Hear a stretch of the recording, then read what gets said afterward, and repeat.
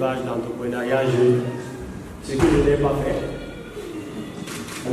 Parce que j'ai décidé de parler avec vous aujourd'hui sans filtre. Donc l'idée de préparer quelque chose et de venir vous réciter tout ça ici, j'ai mis ça de côté. Parce que je vais parler de ma propre expérience, je vais vous parler de ce que je pense, je vais vous parler de mon vécu et de comment je vois les choses. Et je préfère que ça se fasse sans filtre. Bon, on m'a présenté tout à l'heure, bonsoir une fois de plus.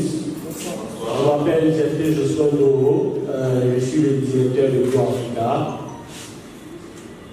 Go Africa, c'est une entreprise qui existe, nous sommes en train de terminer la troisième année, c'est ça, depuis 2020. Et je suis le promoteur de cette entreprise. Pour mon petit parcours, j'ai commencé à travailler c'était en 2018, dans on va quand même dire une des plus grandes multinationales du pays, où j'étais technicien développeur. J'ai travaillé pour le groupe CFAO, où j'ai fait 2 ans en tant que technicien développeur. Sous ma casquette, il y a quand même de nombreux projets que j'ai dû réaliser avant de partir de CFAO en juillet 2020, où j'ai décidé de lancer ma propre entreprise. Donc je n'ai juste que fait 2 ans, pas 2 ans complets. Je suis parti. Bon, aujourd'hui, beaucoup considèrent que ça a été un sursaut d'honneur, mais je dis avec tout ce que j'ai appris aujourd'hui, je ne regretterai jamais ce parcours-là. J'ai créé Go Africa en 2020, il y a eu des hauts et des bas, mais aujourd'hui, quand je vois nos réalisations, je me dis, si j'étais resté encore assis derrière mon ordinateur, à recevoir les instructions, je ne serais pas à ce niveau. Je ne dis pas que je suis loin, mais l'expérience que j'ai aujourd'hui me permet de discuter avec vous et de vous dire parfois telle chose, ça ne marche pas, ou telle chose, il faut faire comme ça pour que ça marche. Donc, à la base, je suis ingénieur informatique, architecte des systèmes d'information. Il ne faut pas qu'on parle de Go Africa dans l'agriculture, les gens pensent que je suis ingénieur économique, je suis ingénieur informatique, architecte des systèmes d'information. Et même aujourd'hui, je continue toujours à opérer dans ce secteur-là. Sauf qu'avec l'entreprise Go Africa, c'est un peu comme la technologie qui se met au service de l'agro-pastoral. Pour moi, c'était comment me servir de la technologie, de l'informatique que j'ai apprise pour pouvoir développer le secteur agro-pastoral. Le premier problème qu'on a attaqué dans ce secteur, c'était le problème du financement. Parce que les projets agro-pastoraux en Afrique, les micro-exploitations agricoles, c'est la principale source de revenus de plus d'un demi-milliard, de plus de la moitié de la population. Mais sauf que selon la Banque mondiale, dans un rapport qui a été publié, je pense il y a 5 ans de cela, il faudrait investir encore près de 80 milliards de dollars dans l'agriculture africaine pour la rendre performante. Et cet argent qui va être investi, c'est pour non seulement la mécanisation de l'agriculture actuelle, mais aussi pour l'amélioration des conditions de vie des producteurs et aussi encore pour de nouvelles spéculations agricoles. Je vais vous prendre un exemple simple. La pomme. Qui consomme la pomme ici? Bon, la pomme dite de France. La pomme. Ok. On parle de la pomme de France partout dans notre jargon et tout, sauf que les pommes que vous mangez au Cameroun proviennent d'Afrique du Sud. Si vous regardez le climat d'Afrique du Sud, vous regardez le climat du Nigeria qui produit aujourd'hui les pommes, vous verrez que c'est possible aussi de produire les pommes au Cameroun. D'ailleurs, on a fait des essais à Yaoundé et on a eu des résultats. Donc, l'idée aussi d'investir de l'argent dans l'agriculture, c'est pour montrer aux gens que vous pouvez aller vers de nouvelles civilisations qui sont plus rentables. Le marché de la pomme au Cameroun, selon les chiffres officiels, c'est un marché de plus de 5 milliards de francs chaque année. Et elles sont essentiellement importées d'Afrique du Sud. Sauf qu'aujourd'hui, le Kenya produit les pommes, le Nigeria produit les pommes, mais le Cameroun ne produit pas. Parce qu'au Cameroun, encore, on considère que c'est quelque chose qui ne peut pas produire chez nous. Et lorsqu'on va voir un agriculteur qui va produire le cacao toute l'année, et qui va mettre des années d'abord avant que son cacao entre en production, et après avoir de l'argent entre guillemets, puisque j'ai comme l'impression qu'au Cameroun, les gens n'évaluent pas les efforts. C'est-à-dire, si je fais une activité, parce que je la considère comme une seconde activité, je n'évalue pas le temps que je passe dans cette activité-là. Raison pour laquelle si vous interrogez 2, 3, 4, 5 agriculteurs et que vous êtes bien attentif, vous verrez que les agriculteurs ne font pas d'argent au Cameroun. En fait, il y a quelqu'un qui va dépenser 2 millions et après il va se retrouver avec 2 millions, 100 000. Sauf que les 2 millions ne les met pas d'un coup.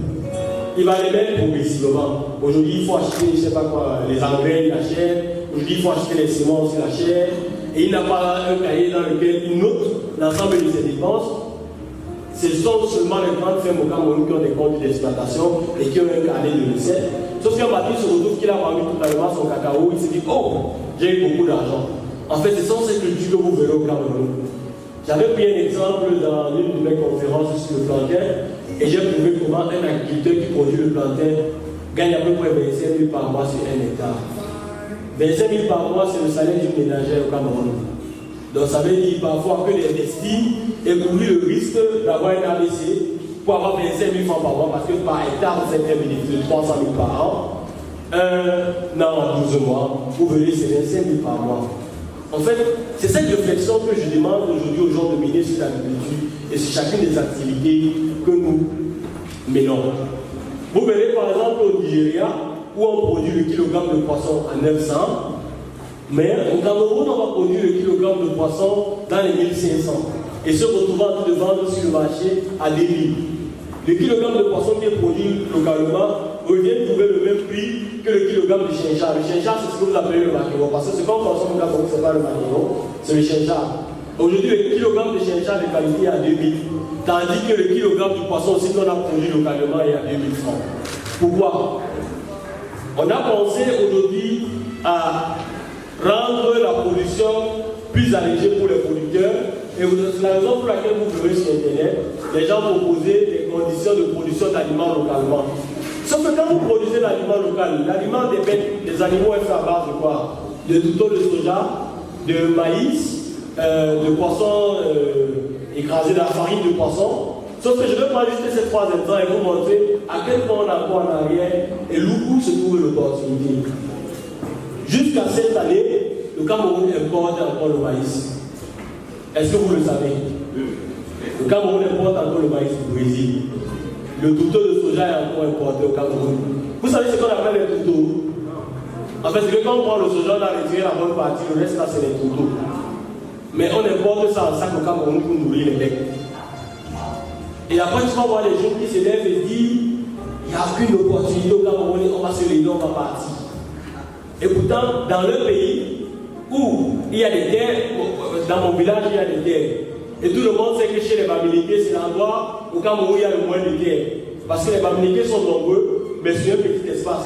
C'est l'endroit pour laquelle à l'ouest, vous verrez, les maisons rejoignent les champs. Parce qu'en fait, il n'y a pas assez d'espace. Ce n'est pas facile de trouver quelqu'un à l'ouest qui a obligé 50 hectares. Mais lorsque vous prenez la route à Yaoundé, qu'est-ce que vous regardez?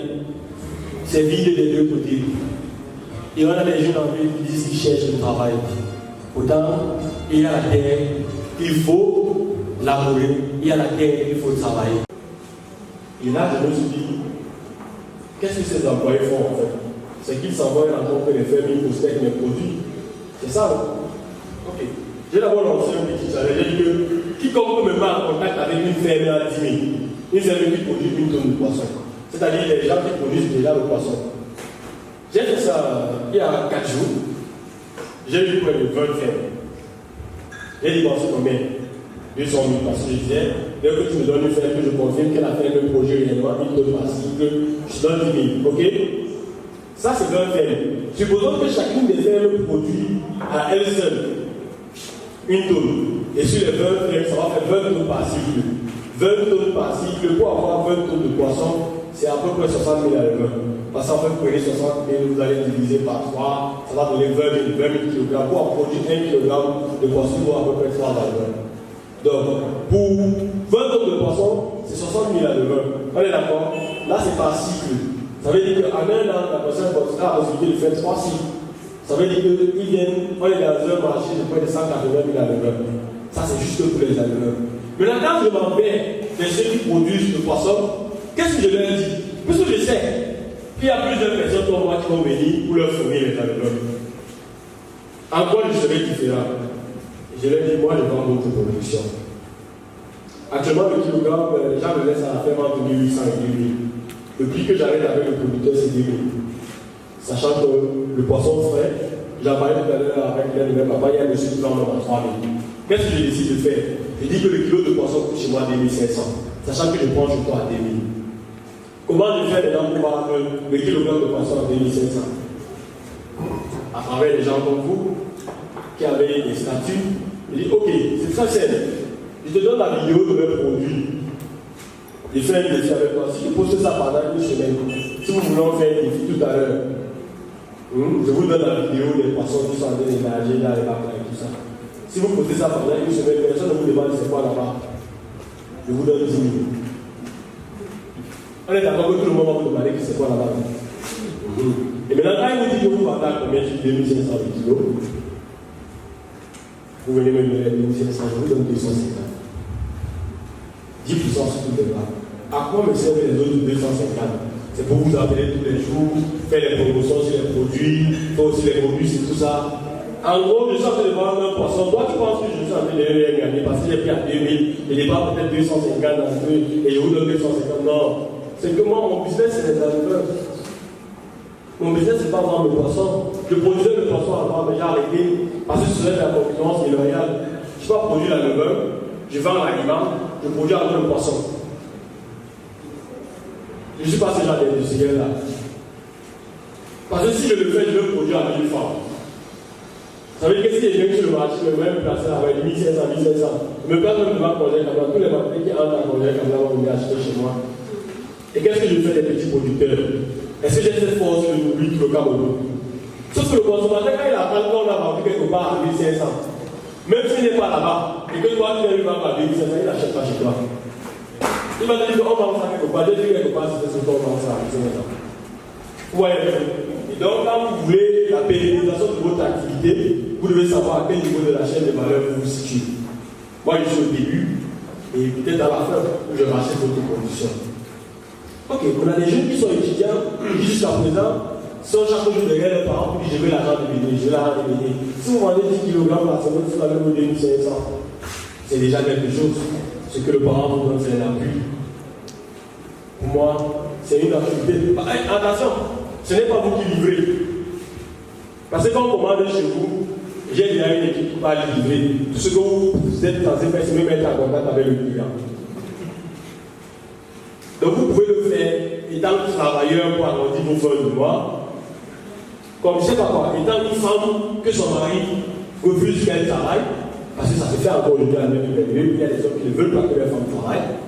Et donc, la solution n'est pas de se réveiller et dire je vais sortir, non. La solution c'est que dans la position où je suis, comment je fais pour gagner de l'argent, pour agrandir mes fins du mois.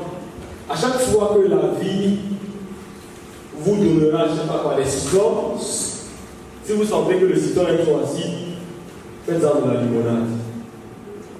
C'est pour vous dire qu'on trouve des opportunités partout. Et donc, dans ce que je viens de vous citer, c'est une preuve de que c'est possible. Maintenant, pour ceux qui seront encore dans le doute du fait que c'est possible, je vous demanderai de regarder sur la table, vous voyez, ce sont que les jeunes comme vous. Enlever l'idée, je veux bien enlever l'idée, d'aller mettre au Cameroun pour être quelque chose, il faut sortir de quelque part. Parce que vraiment, si vous voyez de là où je suis sorti, je sais que vous voyez vous-même, pour comprendre que je ne viens de nulle part. Mais ce qu'on vient de nulle part, et qu'on sait qu'on a personne qui compter, à part soi-même, on fait les choses telles qu'il faudrait qu'on les fasse. C'est-à-dire, on joue au même jeu que les autres. On se dit qu'on devrait agir pour son avenir. Et une conférence que je vais vous faire, peut-être ça va étonner beaucoup de personnes, c'est que pour arriver à ce niveau, ou bien pour arriver à ce timing-ci, il ne s'agit pas d'avoir eu 10 ans pour le faire. C'est un petit chemin. Ça fait pas 5 ans, non, ça fait 5 ans, ça fait 2016, que je me suis vraiment dit que je devais faire quelque chose pour moi-même. Et j'ai cherché tout ce qui était possible. Des conférences comme celle-ci, j'en ai assisté à plusieurs. J'ai rencontré des personnes dans plusieurs conférences comme celle-ci. Aujourd'hui, je suis assis à côté du grand frère Clément Gentil. C'est parce que je suis à une conférence, si je resté chez moi, je n'allais pas m'asseoir près de lui. Vous comprenez un peu? Donc les conférences comme celle-ci, c'est aussi surtout du networking. Profitez, prendre les contacts qu'il faut et agir pour vous tous. Ça fait juste 5 ans que je me suis lancé. Ça veut dire que c'est possible pour vous. On va revenir tout à l'heure, lorsque vous poserez des questions.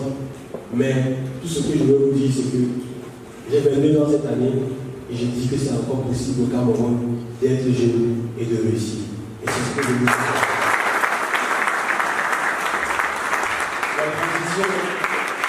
La transition est vite faite. Pourquoi? Parce qu'il parlait de la